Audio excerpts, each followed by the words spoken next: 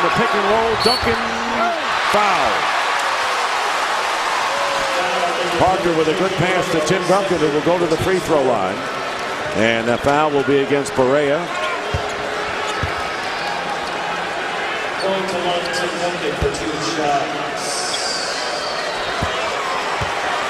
Duncan shooting 2, has missed his 2 previous free throws.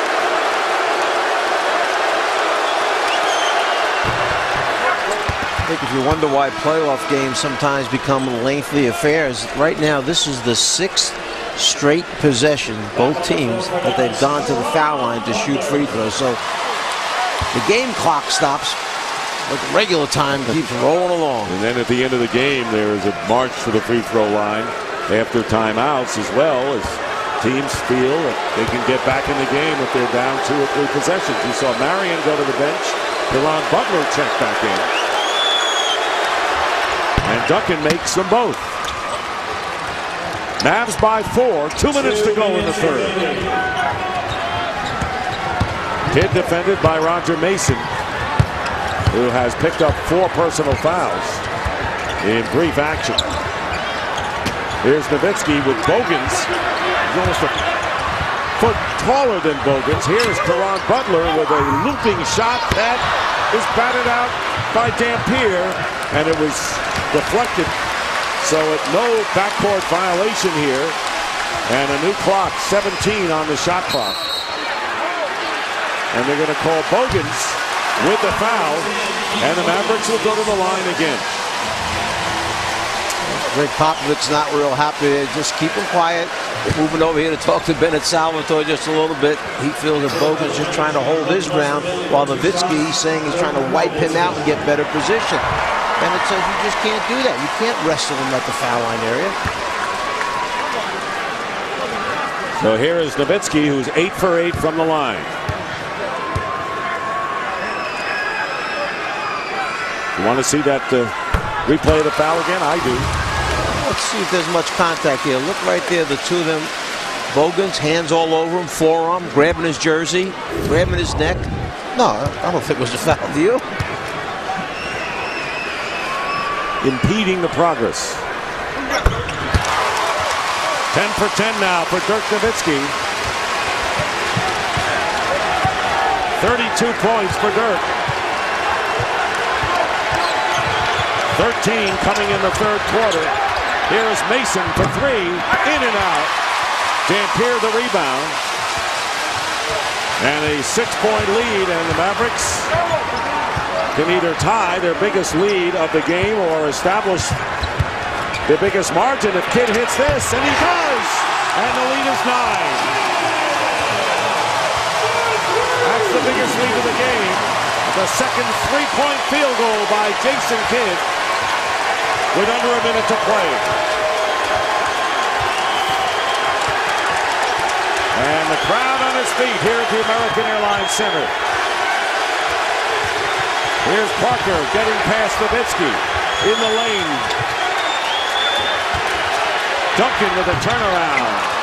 Furious ball movement by the Spurs on that sequence. Yeah, good job by Dallas, scrambling hard, forcing him to make the extra passages. Good execution that time. And Kidd trying to draw the foul. It's knocked away out of bounds. And it's last touched by San Antonio. See how Jason Kidd wound up being open there at the top of the three-point line. You watch the screen being set. The defender goes underneath the screen right there. They catch him down low under the screen. That allows Kidd to step back behind the three-point line. He's straight on, hits that big 3. And Jason Kidd has 8 points, but he has been the floor general tonight. He has had 2 3-point field goals and 8 assists for the Mavericks. Under a half a minute to go. Differential of about 3 seconds between the two clocks. Barea with a screen from Nowitzki. The shot misses. And the Spurs have a last chance here. They got time.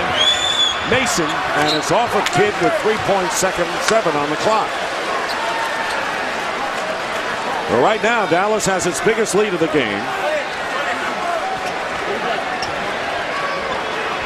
Seconds away from the final quarter. Roger Mason will inbound.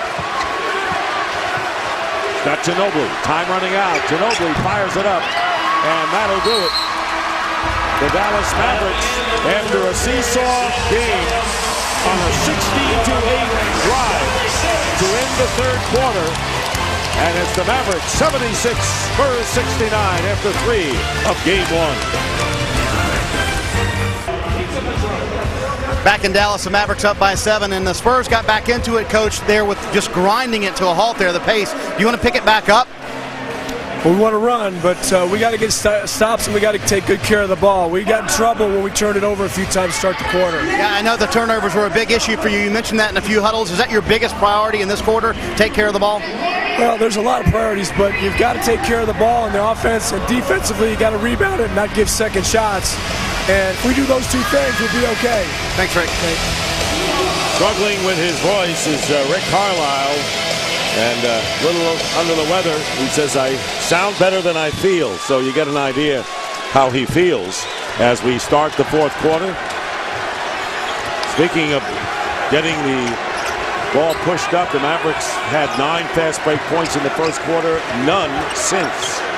Ginobili tipped away, and on the turnover, Kidd got a hand on it. It's all those passes that Ginobili tries to throw across his body off the dribble that wind up getting deflected, which leads to turnovers. They've got to clean that up if they're going to give themselves a chance. Kidd getting it inside to Marion, and they're going to go the other way, an offensive foul, and all of the Mavericks are complaining as DeJuan Butler, or DeJuan Blair came into the game and took that charge from Marion. Looked like Blair's right heel might have been on the line of the restricted area.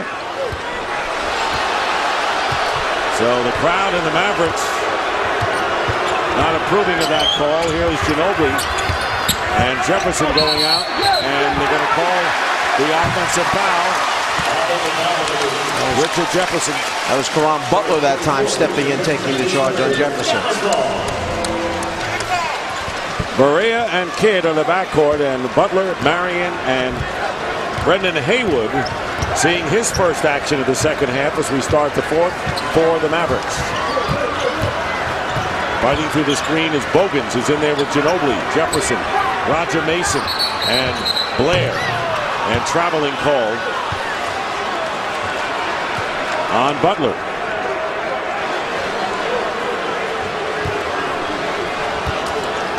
Turn to face up the player. If you switch pivot feet, however, that winds up being a travel. You cannot do that without putting the ball down.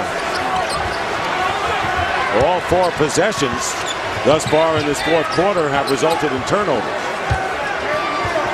8 on the shot clock. Double team on Ginobili. Bounces it in to Blair. Roger Mason at the buzzer. Kind of had to force that one up there. Mavs up by 7. Butler from the corner. Tough shot from the baseline. 19 for Caron Butler. And now the Mavericks are up by 9, which matches their biggest lead of this game. Coming out of nowhere is Butler to knock the ball away on the pass.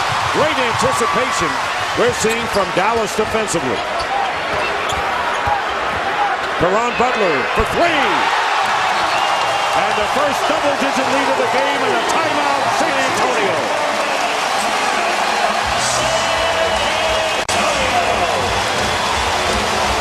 Well, they called it a blockbuster deal when the Wizards gave up the 3 players, but Caron Butler, a guy who not only gives them offense inside the three-point line, behind the three-point line, but also gives them some toughness in their mentality at the defensive end.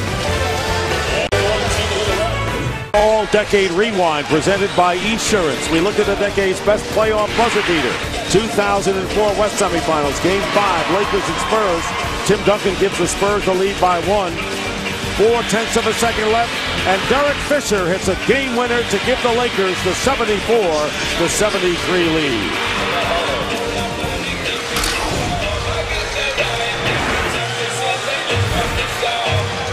Dallas fans enjoying the 12-point lead in game number 1 with 2 minutes gone by in the fourth. The Spurs have had 4 possessions so far in this fourth quarter, Mike. They've turned it over 3 times. Yeah, Mason really struggling with the tape job on the right hand. Those last 2 fingers taped together and really struggled to make a shot. Manu Ginobili gets the basket and the foul. So Manu comes in to quiet the crowd. 23 for Ginobili, who leads the Spurs. And Kidd with the foul.